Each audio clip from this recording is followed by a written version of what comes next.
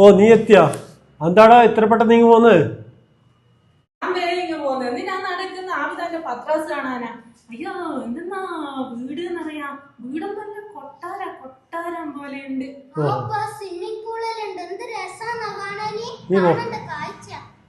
പോടാ swimming pool. എന്നാരും ചോദിച്ചിനാ എന്നിട്ട്? എല്ലാരും ചോദിച്ചിന്. ഞാൻ വന്ന് നിങ്ങള് ഗൾഫിലേക്ക് തിരിച്ചു പോയി. അതിന് അങ്ങനെ പറഞ്ഞേ? എനിക്ക് സുഖമില്ലാതായിട്ട് പറഞ്ഞാ പോരെ എനിക്ക്. എന്നിട്ട് വേണം എല്ലാരും കൂടി ഇങ്ങോട്ടേക്ക് വരാൻ. എന്നൊക്കെ പഠിച്ച എല്ലാ കുട്ടികളും ഉണ്ട്. അവരെല്ലാം ഇങ്ങോട്ട് വന്നിട്ടുണ്ടെങ്കിൽ അവരെല്ലാം വീട് കാണണ്ടേ? വലിയ വീടല്ലായിരുന്നു. നമ്മളെ വീട്ടിലേക്ക് വന്ന് എനിക്ക് അത് നാണക്കേടായി പോകും. എന്നാ ഇത് വീട് നമുക്കേ ഉള്ളു ഇത്ര ചെറിയ വീട്. എന്റെ സൂറ, ഈ പേർക്ക് എന്താ ഒരു കുഴപ്പമോ?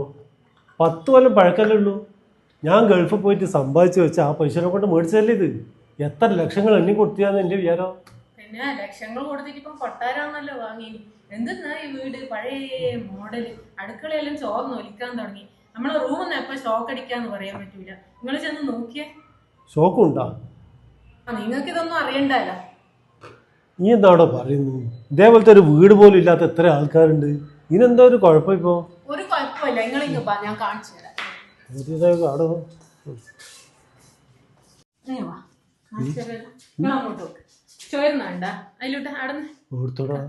നിങ്ങള് കാണൂല. കണ്ടാലും കാണാത്ത പോലെ അഭിനയിക്കുന്നല്ലേ. നോക്ക് നിങ്ങൾ അങ്ങോട്ട്. എടാ ഈ വാർപ്പിന്റെ ആകുമ്പോൾ ചെറിയ ചോർച്ചൽ ഇതൊക്കെ ഉണ്ടാവും. നമ്മള് പണ്ട് ഓലപ്പുരക്കെല്ലാം കിടന്നിട്ട് വന്നതല്ലേ.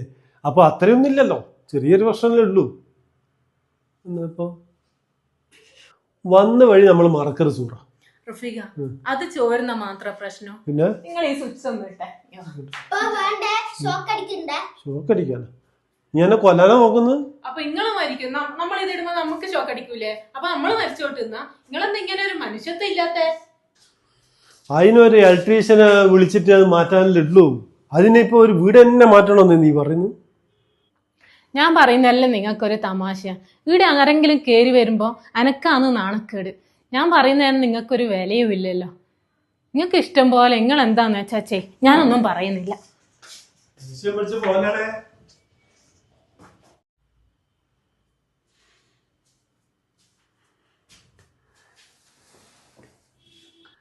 ഇനിയിപ്പോ പുതിയ വീട് മേടിക്കുന്നുണ്ടെങ്കിൽ തന്നെ നമുക്ക് അതിനെപ്പറ്റി ആലോചിക്കാലോ. നീ ഇങ്ങനെ പിണങ്ങിയിരുന്നല്ലോ എങ്ങനെയാന്ന്. ഇപ്പൊ എത്ര ദിവസമായി നീ ഒന്ന് മുണ്ടിട്ട്? ഓ, ഞാൻ മിണ്ടിയില്ലെങ്കിൽ എന്നാ നിങ്ങൾക്ക് കുറെ ഉപദേശിക്കാൻ ആൾക്കാരുണ്ടല്ലോ, അവരോടെല്ലാം പോയി ഉണ്ട്. വീട് വെക്കുന്നതിന് ഇക്കാനോട് അഭിപ്രായം ചോദിച്ചാലാണ് എന്റെ പ്രശ്നം. അവരെല്ലാം വലിയ വീട് വെക്കാൻ വേണ്ടിയിട്ട് കടബാധ്യതയാക്കിയിട്ട് വലിയ എന്ന ആൾക്കാരാണ്. അതാണ്. അപ്പൊ അവർ നമ്മൾ നന്നായിക്കോട്ടെ എന്നല്ലേ അവര് വിചാരിക്കുന്നത്. അവര് നമ്മൾ ലോൺ എടുക്കാണ്ടല്ലേ അവര് വിചാരിക്കുള്ളൂ.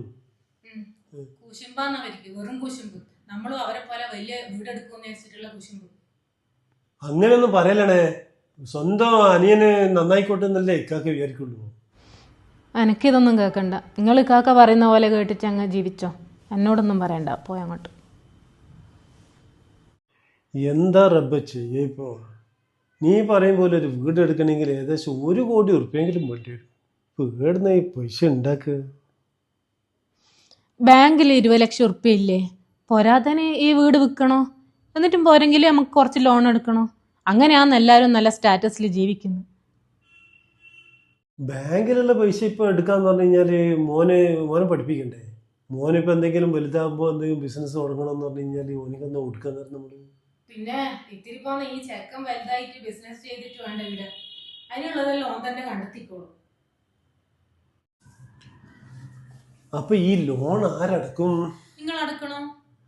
എന്നിട്ട് പിന്നെ ഞാൻ ഗൾഫിലേക്ക് പോകാൻ നീ പറയുന്നു? അതിനെന്നാ, നല്ല കാലം മുഴുവൻ നിങ്ങൾ ഗൾഫിൽ തന്നെ അല്ലേനോ? അതിൻ്റെ ഒക്കെ ഇനി ഒരു 5 കൊല്ലം കൂടി ഗൾഫിൽ പോണോ? നമ്മളിപ്പോ നല്ല നിലയിലാ ജീവിക്കുന്നത്. നമുക്ക് നാട്ടുകാരെ കാണിച്ചു കൊടുക്കണ്ടേ? ഒരെന്നാലും ഇല്ല റഫീക്ക. ഈ വീട് വിൽക്കുന്നതെന്നും പറഞ്ഞിട്ട് നമുക്ക് OLX ഒരു പരസ്യം കൊടുക്കാം. ലോണ് ചോദിച്ചു നിങ്ങൾ നാളെ തന്നെ ഒന്ന് ബാങ്കിൽ ഒന്ന് അന്വേഷിച്ച് നോക്ക്, ലോൺ കിട്ടുവാന്ന്. നബിദിനൊന്നും കഴിയാനൊന്നും നിൽക്കണ്ട. നിങ്ങൾ നാളെ തന്നെ പോയിട്ട് അന്വേഷിച്ചിട്ട് വാട്ടാ. എനിക്കൊന്നും അറിയില്ലേ. എത്രയും പെട്ടെന്ന് ലോൺ അടിച്ച് തീർത്തിട്ടില്ലെങ്കിൽ വീട് ജപ്തി ചെയ്യുമെന്ന് അവർ പറയുന്നത്. അവരോട് നമുക്ക് സംസാരിക്കാം. ഒരു 6 മാസം കൂടി സമയം നീട്ടി തരാൻ പറ. അതിനുള്ളിൽ നമുക്ക് എവിടെയെങ്കിലും പൈസ സംഘടിപ്പിച്ചു കൊടുക്കാം. അവരോട് പറഞ്ഞു നിൽക്കാൻ എനിക്ക് ആവുന്നില്ല റഫീഖ. ഒരു സമാധാനവും തരുന്നില്ല അവര്. ഞാൻ എത്ര ദിവസമായി ഒന്ന് ഉറങ്ങിയിട്ടെന്നറിയാം സമാധാനത്തില്. നമ്മുടെ പഴയ വീട്ടിൽ എത്ര സമാധാനം ഉണ്ടായിരുന്നല്ലേ സൂറ. ഇനി എന്ത് പറഞ്ഞിട്ടുണ്ടാക്കാം. ഒരു മിനിറ്റ്, ആരോ കോളിംഗ് ബെല്ലടിക്കുന്നുണ്ട്. മോനെ ആരാ നോക്കിയേ? ആരായാലും സാരില്ല, ഇവിടെ ഉമ്മയൊന്നും ഇല്ലാന്ന് പറഞ്ഞേക്ക്.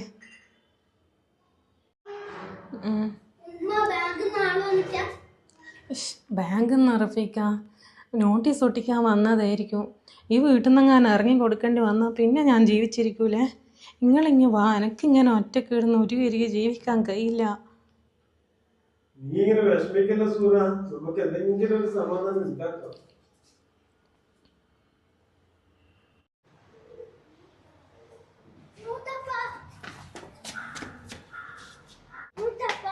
എന്താ സുഖല്ല മോനെ? സൂറ, നീ എന്താ ഇങ്ങനെ അന്തം വിട്ടിരിക്കുന്നു? ആ ഇക്കാക്ക വന്ന ഞാൻ അറിഞ്ഞിട്ടില്ല. വാ കാക്ക, ഉള്ളിൽ കയറി വാ.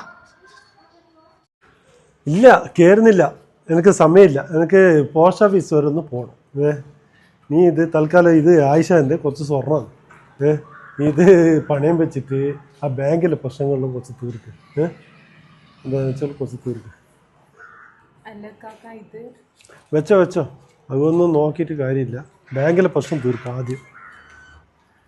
നിങ്ങൾക്ക് എന്താ വിഷമം ഉണ്ടെങ്കിൽ അത് ബാങ്കുകാർ പറഞ്ഞിട്ടാണ് ഞാൻ അറിയേണ്ടത്. മോനെൻ്റെ അനിയനല്ല ഒന്നുമില്ലെങ്കിൽ. അപ്പോൾ നിങ്ങൾക്ക് ആ കാര്യങ്ങളെല്ലാം എന്നോട് പറഞ്ഞൂടെ? അല്ലെങ്കിൽ നിനക്ക് പറഞ്ഞൂടെ? നീ എന്താ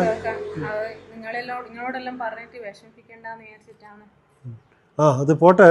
നീ ഇപ്പോൾ തൽക്കാലം ഇത് വെച്ചിട്ട് എൻ്റെ പ്രശ്നം, ഇപ്പോഴത്തെ പ്രശ്നം തീർക്കുക. ഓക്കെ, ഞാൻ പോട്ടെന്നാ.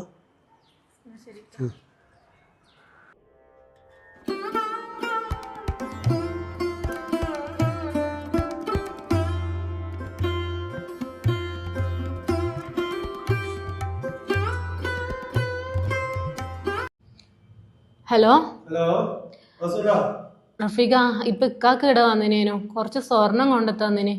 തൽക്കാലം അത് പണയം വെച്ചിട്ട് ബാങ്കിൽ പ്രശ്നം തീർക്കുക പറഞ്ഞേ. അത് ഞാൻ നാളെ പോയിട്ട് പണയം വെച്ച് ബാങ്കിൽ പൈസ അടച്ചോളൂ. പക്ഷെ നമ്മൾ അടുത്ത മാസം എന്താ ചെയ്യാന്നാണ് ഞാൻ ആലോചിക്കുന്നത്. സൂറ, എൻ്റെ നല്ല കാലം മുഴുവൻ ഞാൻ ഇവിടെ ആയിരുന്നല്ലോ. ഇനിയുള്ള കാലവും ഞാൻ ഇവിടെ തന്നെ നിൽക്കാം. ഇനി എത്ര കാലം ലോൺ എടുക്കേണ്ടി വരുമോ എന്തോ. ആട്ടെ, നാട്ടുകാരുടെ മുമ്പിൽ നമ്മൾ നല്ല നിലയിൽ തന്നെയല്ലേ ജീവിക്കുന്നത്. എനിക്കത് മതിയല്ലോ.